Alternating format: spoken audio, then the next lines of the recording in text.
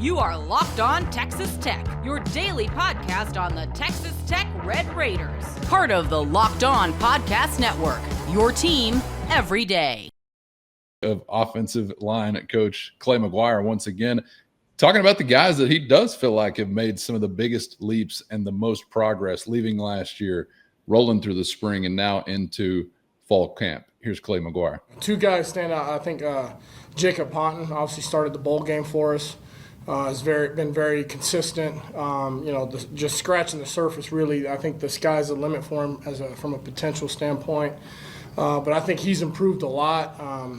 Definitely been consistent, and been out there every day. I think Will Jados is another one that continues to get better and better. Like I said, he came in and he played multiple positions in spring. We kind of settled him in on the left side, left guard and left tackle, and has done a really good job, feels comfortable over there. And I would say those two guys have shown kind of the biggest jumps from last year at this, spring to here. Interesting to hear him talk about Jados at multiple positions going back to the spring, Chris, and then mentions him as a guy not only at left guard but left tackle that's gotten some time. Yeah, it's just creating options for themselves if something were to happen, but because it's like somebody else may be listed backup left tackle on some depth chart, but in a game they would move Jados over there and put Daniel Sill in at left guard or something along those lines. It doesn't necessarily follow what the depth chart looks like, but and Ponton, he's just a redshirt freshman. And there's a lot more to get out of him, if that makes sense. A lot more of growing up to do, a lot more maturing, a lot more potential to tap into. But this is a very talented player and then Jados is kind of this finished product or close to it that I think is just gelled perfectly between Sheridan and Howard Sampson. So what do we ultimately get here? I don't know, but I could tell, because one of the other comments, and we're not going to play it for you, but one of the other comments that Clay had was in talking about his group in total. I think he's like, yeah, we basically had like 6, maybe 7 guys last year. He goes, I feel like right now we've got a full second team. So, and speaking of like our group in general is in a much different place than it was. And that's what you were trying to do. I want Zambrano to be a part of it at some level. I want Scurry to be a part of it at some level. And if that means they're the 6th and 7th guys, so be it. Because you're going to need, at some point along the line here, you're going to need these guys to continue to push, to continue to be available, to continue to take somebody's job, whatever. I just think that's what this is going to take. But right now, it appears that you're pretty comfortable with your starting 5, and so again, I think not that we necessarily overreacted, but I think we're just trying to look at all the different things available here, and maybe we should feel a little bit better about this thing than we did 3 or 4 days ago after hearing from Clay. Somebody been getting on your ass at home, Chris? I feel like you're beating yourself up too much. I don't even remember the reaction. No. I just I just remember. I can't remember which show it was, and I think you said you were like, "Hey, man, our previous show, I guess we set off the alarm." Well, we had a mobster, asking like, "Hey, after I heard y'all listen to you talk about the O-line for 20 minutes, is that a concern?" Yeah, and I guess I've just got that. Maybe it's the one person, but I'm just thinking like I've been optimistic. I think both of us have about the chances for dramatic improvement. I mean, I look kind of at Coach McGuire like I look at the guys on the defensive side up front. Like, man, you got some shiny new toys. Singularly, one of the shiniest toys in Howard Sampson that was added to the roster. So there's some of that same pressure. I mean, we have higher expectations. I don't think there's any doubt.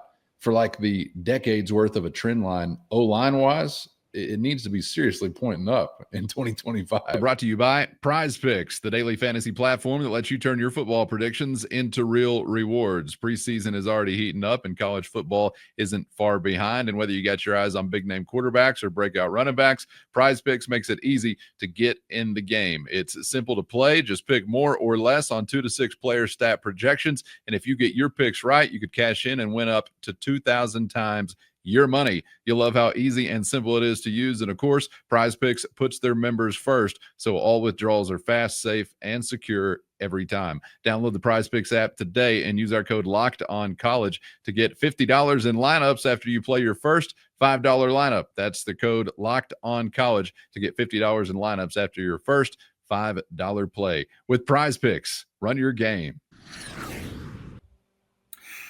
I don't feel about this group like I feel about the defensive line. Not so apples to apples. No, sir.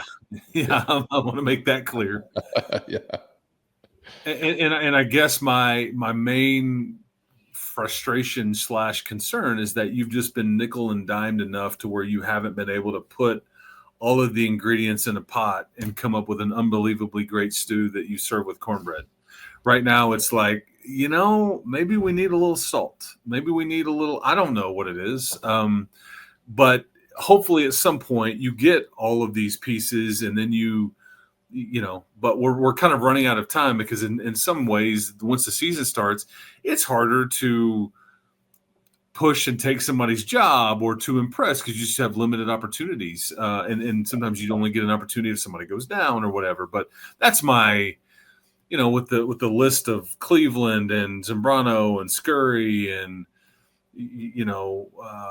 Holton Hendricks and some folks that have missed some days here and there and all that, you just kind of were wishing that wasn't the case. But hey, man, this is football and here we go. But sounds like you can Sharpie your starting five or get close to it. He's like, you never know until you get to Saturday, which is true.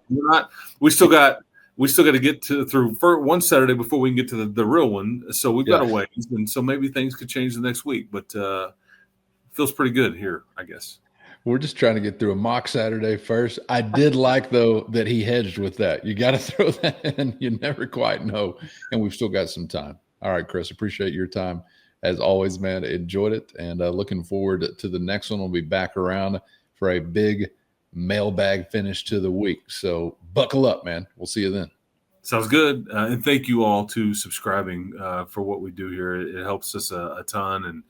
And shout out to the gentleman that I saw at Blue Sky on 98th Street at lunch who consumes this show every morning. And hey, man, we're here for you, sir. So I appreciate your kind words. And we love seeing our peeps out in the public there, if you will. So we'll talk to everybody next time. Keep the hope alive. That's right, man. Appreciate you for dialing us up out there. And anybody else, wherever you may be, thanks for making us a part of your day. Get subscribed on YouTube or anywhere you get podcasts so you never miss an episode. Thanks to the everydayers for always riding along. And of course, another shout out to the Matador Mob. Hit the show notes and find a link to a free 14-day trial if you're interested in joining that crew. That's your direct line to Chris and myself with one-on-one text sent straight to your phone. For Chris, I'm Casey. Thanks as always for the time. We hope to see you back for the next round on Locked On Texas Tech.